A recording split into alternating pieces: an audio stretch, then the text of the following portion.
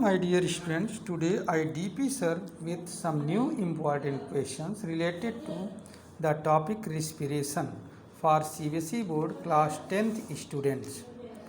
Alright, come we will see some questions, but before I would like to tell you about to the question, I would like to discuss about respiratory system in human being, role of lung, alveoli, rib cages and diaphragm. ठीक है, आइए इसके विषय में हम लोग थोड़ा सा देखते हैं, तब फिर हम अपने क्वेश्चन को वन बाय वन डिस्कस करेंगे तो आपके समझ में आ जाएगा। 3 क्वेश्चन हैं, there are only 3 question related to this topic, but I think so that will B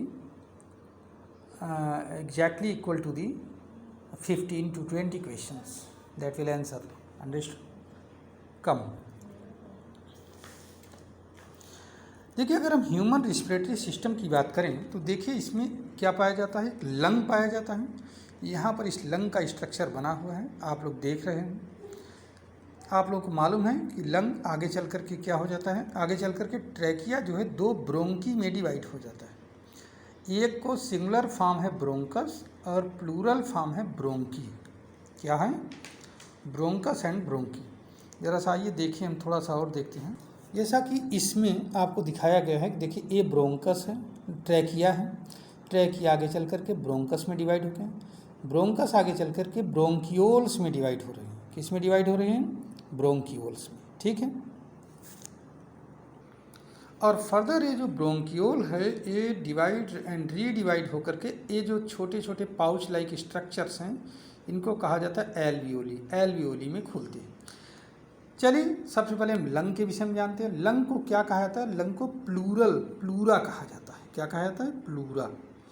तो लंग एक डबल मेम्ब्रेन स्ट्रक्चर जिसको कहा जाता है प्लूरल मेम्ब्रेन, इससे कवर्ड रहती है। इस डबल मेम्ब्रेन स्ट्रक्चर के बीच में एक फ्लूइड भी भरा रहता है जिसको कहा जाता है प्लूरल फ्लूइड। देखो प्लूरल फ्लूइड यहीं पर रहता है। बाहर से रिब केजेस से प्रोटेक्टेड रहता है। और एक और मस्कुलर स्ट्रक्चर होता है जिसका नाम है डायफ्राम। डायफ्राम क्या करता है, हमारे थोरैसिक चेंबर को अर्थात चेस्ट रीजन को थोरैसिक चेंबर कहा जाता है। थोरैसिक चेंबर को एब्डोमिनल चेंबर से अलग करता है। समझ में आया कुछ? थोरैसिक चेंबर चेस्ट रीजन होता है और एब्डोमिनल चेंबर नीचे जो पेट वाला रीजन होता है उसको कहते हैं। तो diaphragm is a muscular structure which separates the thoracic chamber अर्थात chest region from the abdominal chamber. एक बात। दूसरी बात, जो थोरैसिक चेंबर है उसमें 2 पार्ट होते हैं। एक होता है प्लूरल चेंबर जिसमें लंग होता है, और एक छोटा सा होता है कार्डियक चेंबर जिसमें हार्ट होता है। ये हार्ट है हमारा, देख रहे हो आप लोग। ठीक है, अब प्लूरल चेंबर प्लूरा मेम्ब्रेन होती है, प्लूरल फ्लूइड होता है और लंग होता है। 2 लंग होते हैं, स्पॉन्जी स्ट्रक्चर होते हैं। ठीक है, have enriched supply of blood vessels होता है इसमें। ठीक है, एल्वियोली पाई जाती है। ठीक है, इतना समझ में आ गया। अब जो लेफ्ट लंग होता है वो थोड़ा सा छोटा होता है क्योंकि हमारा हार्ट स्लाइटली लेफ्ट की तरफ शिफ्ट होता है। असल में हमारे जो राइट पार्ट में आपके दिखाई पड़ रहा है लेफ्ट पार्ट है, ये लेफ्ट लंग है, ये राइट लंग है। तो जस्ट उल्टा होता है, ध्यान रखिएगा, कंफ्यूज मत होइएगा इसमें। जो लेफ्ट लंग होता है वो थोड़ा सा छोटा होता है राइट लंग से। समझ में आ गया? अब आइए हम एल्वियोली के स्ट्रक्चर को देख लेते हैं थोड़ा सा। अगर हम एल्वियोली के स्ट्रक्चर को देखेंगे, देखिए इस टाइप का स्ट्रक्चर होता है। एल्वियोली पाउच लाइक स्ट्रक्चर होता है, बंच की तरह होता है। इसके ऊपर नेटवर्क ऑफ ब्लड कैपिलरी होता है। देखिए नेटवर्क ऑफ ब्लड कैपिलरी बनी हुई है ना। अब थोड़ा सा इसका और इंटरनल स्ट्रक्चर हम और देखते हैं, फर्दर देखते हैं। अगर हम एल्वियोली का टीएस काट करके देखें तो देखिए ये केवल 1 सेल्ड थिक स्ट्रक्चर होता है। एल्वियोली कितना होता है, 1 सेल्ड थिक स्ट्रक्चर होता है। और यहाँ पर क्या होता है कि यहाँ पर ब्लड कैपिलरी होती है। ब्लड कैपिलरी भी 1 सेल्ड थिक वॉल होती है। और ब्लड कैपिलरी से ब्लड देखो इधर से इंटर कर रहा है, इधर से निकल रहा है। देखो दिखाया गया ना, entry point and exit point है ये चीज। समझ में है? ये ब्लड कैपिलरी की बात है। ठीक, अब यहाँ पर सवाल एक और पैदा होता है कि इस एल्वियोली के अंदर बाहर से हवा आती है और अंदर से हवा बाहर जाती है। एल्वियोली से लंग से होते हुए चली जाती है। ठीक। अब आइए इसमें डिफ्यूजन कैसे होता है, इसके लिए आगे हम देखेंगे, लेकिन थोड़ा सा हम देखते हैं कैसे ऑक्सीजन अंदर आती है या कार्बन डाइऑक्साइड बाहर जाती है, या उसको हम कहेंगे इनहेलेशन और एक्सहेलेशन कैसे होता है लंग के अंदर, इसको हम लोग देखते हैं। ठीक है। अगर हम रिब केजेज को देखें तो रिब केजेज में एक मसल पाई जाती है, उसको कहा जाता है इंटरकोस्टल मसल। समझ में आया? रिब केज में। और डायफ्राम एक मसल होती है जिसको कहा जाता है रेडियल मसल। अब अच्छी तरह समझिए आप लोग, रेडियल मसल। रेडियल मसल के कॉन्ट्रैक्शन से डायफ्राम डाउनवर्ड मूव होता है और इंटरकोस्टल मसल के कॉन्ट्रैक्शन से जो रिब केज है वो आउटवर्ड मूव होती है। समझ में आया? क्लियर होना चाहिए इसमें कि इंटरकोस्टल मसल के कॉन्ट्रैक्शन से रिब केज आउटवर्ड मूव करती है, बाहर की ओर निकलती है, और रेडियल मसल के कॉन्ट्रैक्शन से डायफ्राम डाउनवर्ड मूव होता है। इससे थोरैसिक कैविटी का वॉल्यूम बढ़ जाता है, लंग के अंदर प्रेशर डिक्रीज हो जाता है और एयर नॉस्ट्रिल के थ्रू होते हुए, नोज से होते हुए, ठीक है, कहाँ चली जाती है? सीधे लंग के अंदर आ जाती है। इसको कहा जाता है इनहेलेशन। क्या कहा जाता है? इनहेलेशन। ठीक। आइए इसी में एक्सहेलेशन की बात कर लेते हैं, बहुत सिंपल है। इंटरकोस्टल मसल जब रिलैक्स करती हैं तो रिब केज इनवर्ड जाती है, अंदर की ओर दबती है, और डायफ्राम की जो रेडियल मसल हैं जब वो रिलैक्स करती हैं तो डायफ्राम थोड़ा सा ऊपर की ओर खिसक जाता है, अपवर्ड खिसक जाता है। समझ में आया? विच exerts a pressure on the lung and the air from lung goes out। ये है इनहेलेशन और एक्सहेलेशन का प्रोसेस। देखो, इनहेलेशन का प्रोसेस और एक्सहेलेशन का प्रोसेस। एयर के आने का रास्ता एक ही है। कहाँ से आएगा? नॉस्ट्रिल से होता हुआ नेजल चेम्बर, नेजल चेम्बर से फेरिंग्स से होता हुआ लैरिंग्स में। देखें, नॉस्ट्रिल से होता हुआ नेजल चेम्बर, नेजल चेम्बर या नेजल कैविटी, नेजल कैविटी से फेरिंग्स के रास्ते होता हुआ सीधे लैरिंग्स में, लैरिंग से फिर ट्रैकिया या विंडपाइप, और ट्रैकिया या विंडपाइप से ब्रोंकी, ब्रोंकी से ब्रोंकियोल्स में, और ब्रोंकियोल से फर्दर कहाँ पहुँच जाता है? एल्वियोली में पहुँच जाता है। समझ में आ गया इतनी चीज़? इसमें अगर कोई समस्या ना हो तो थोड़ा सा अब आगे देखो कैसे जो है डिफ्यूजन होता है, गैसेस कैसे ब्लड के अंदर पहुंचती हैं। अब देखें, हमें मालूम है कि एयर कहाँ से आए। देखें, एल्वियोलर कैविटी है, वन सेल्ड थिक होती है एल्वियोली की वाल। ये कैपिलरी है, कैपिलरी भी वन सेल्ड थिक होती है। ब्लड यहाँ से इंटर कर रहा है और यहाँ से होता हुआ ऐसे देखिए निकल रहा है। ठीक है, इतना तो समझ में आ गया। रिकैप कर रहा हूँ। होता यह है कि जब इनहेल्ड एयर इसके अंदर आती है तो उसमें ऑक्सीजन ज़्यादा होता है और कार्बन डाइऑक्साइड कम होती है। आपको सभी को मालूम है कि एयर में क्या होता है? ऑक्सीजन है 21% और कार्बन डाइऑक्साइड है 0.03%, है ना। इस जबकि ये जो ब्लड आता है, ब्लड के अंदर कार्बन डाइऑक्साइड ज़्यादा रहता है, ऑक्सीजन कम रहता है इंटर करने वाले ब्लड के अंदर। ठीक है, तो होता क्या है? होता यह है कि इस एल्वियोली के अंदर जो ऑक्सीजन है इसका पार्शियल प्रेशर बहुत ज़्यादा होता है। ये देखो, पार्शियल प्रेशर PO2 कहा गया है, और कार्बन डाइऑक्साइड का पार्शियल प्रेशर बहुत कम होता है। ठीक है, जबकि ये जो ब्लड इंटर कर रहा है इसके अंदर कार्बन डाइऑक्साइड का पार्शियल प्रेशर बहुत ज़्यादा होता है, मतलब करीब 100 के आसपास रहता है, और ऑक्सीजन का पार्शियल प्रेशर बहुत कम होता है, वो करीब 30-40 होता है। ठीक, इस पार्शियल प्रेशर के डिफरेंस के वजह से कार्बन डाइऑक्साइड यहाँ से डिफ्यूज होकर के कहाँ पहुँच जाती है? एल्वियोली में, और ऑक्सीजन एल्वियोली से ब्लड कैपिलरी के अंदर आ जाती है।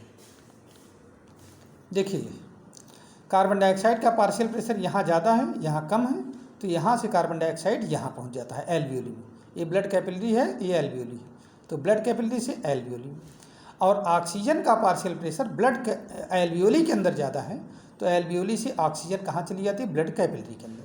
और इस तरह से डिफ्यूजन से गैस जो है पास होती रहती है। समझ में आया?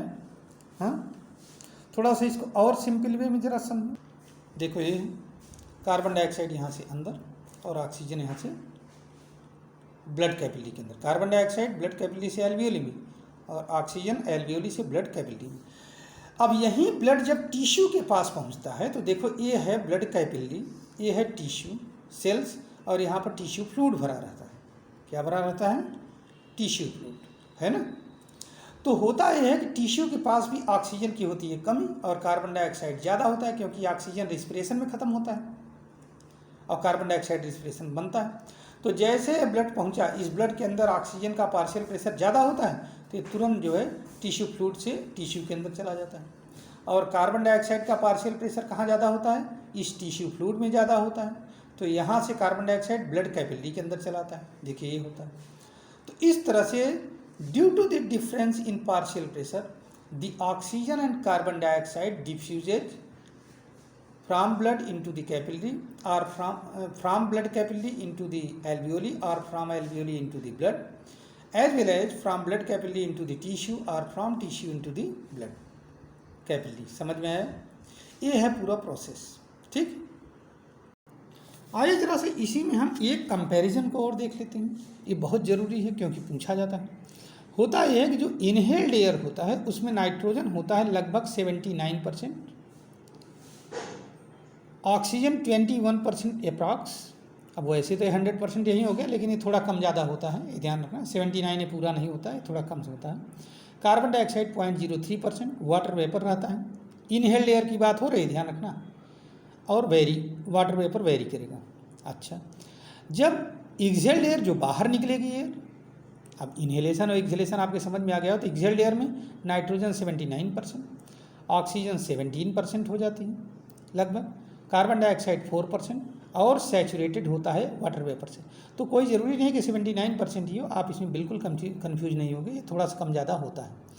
इस कंपेयर परसेंटेज के रेशियो में देखा जा रहा है ना, तो लगभग की बात हो रही है।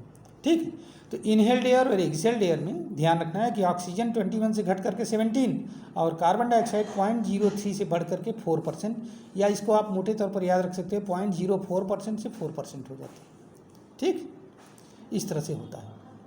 अगर इतना समझ में आ गया हो तो आइए अब हम लोग देखते हैं कि अपने क्वेश्चन का आंसर जानने की कोशिश करते हैं। आज हमने इसमें रिस्पिरेशन पार्ट 3 में 3 क्वेश्चन हमने दिया है। पहला है how does lung help in respiration, पहला क्वेश्चन है। तो लंग किस में हेल्प किया? अभी तो हमने पूरा फंक्शन पढ़ा है ना, तो मुझे उम्मीद है कि आप लोग इसमें इसका आंसर निकाल लोगे। तो lung act as a collection point of different gases present in the atmosphere by the inhalation or diffuses out from blood into the alveoli, ठीक है, through the exhalation process it goes out। तो lung क्या करता है? It acts as a collection center of gases where exchange of gases takes place from lung to blood capillary and from blood capillary to lung through alveoli। बस इतने इसका answer लिखना है। समझ में आया? दूसरा है how does alveoli help in exchange of gases. Alveoli कैसे हेल्प करती है? Alveoli is one sailed thick structure, अभी हम लोगों ने देखा था, दोबारा फिर देख। Alveoli is a one sailed thick structure, it has moist wall also, ठीक है। And the blood capillary is also one-celled thick structure and moist. When the blood come in contact with the alveoli, so due to the difference in the partial pressure, the carbon dioxide from blood capillary passes into the alveoli and oxygen from alveoli passes into the blood capillary, into the blood. Understood? तो ये है कि how does alveoli help in gaseous exchange, यही पूरा इसमें लिखना है और ये डायग्राम बना देना है। समझ में आ गया? थर्ड क्वेश्चन है इसमें how does following help in respiration. Rib cages, तो रिब केजेस क्या करते हैं? इनहेलेशन एंड एक्सहेलेशन में हेल्प करते हैं। These helps in inhalation and exhalation. The intercostal muscle present in the ribs when contact they pulls out the rib cages outward. The space is created into the thoracic cavity and oxygen from air moves inside the lung. When intercostal muscle relaxes, देखिए यहाँ पर, when intercostal muscle inhalation and exhalation देखना है. When intercostal muscle relaxes, the rib cage moves inward, the pressure is exerted on the lung and the air goes out from the lung into the atmosphere. अब दूसरा है diaphragm के विषय में. तो by the action of the radial muscle present in the diaphragm, when the radial muscle contracts, the diaphragm moves downward into the abdominal chamber. The volume increases in the thoracic cavity, pressure decreases in the lung, and the air from atmosphere reaches into the lung. When the radial muscle relaxes, the diaphragm moves upward, ठीक है, pressure exerted on the lung and the air from the lung goes out into the atmosphere, ठीक है. इस तरह से ये पूरा procedure होता है, इस तरह से हेल्प करती है. तो इसको पूरा आप लिख लोगे, ठीक है. थोड़ा सा आप अपने से अगर समझ चुके हो तो अपने से बना करके लिखने की कोशिश करो, क्योंकि वर्ड वाइज वर्ड आंसर देना संभव नहीं है, ठीक है. आप इसको देखिए और अगर आपके समझ में आए, लग रहा हो कि ये कुछ यूजफुल है, तो इसको अपने दोस्तों के साथ शेयर करिए. हमारे चैनल को सब्सक्राइब करिए बेल आइकन प्रेस करके. Thank you and have a nice day.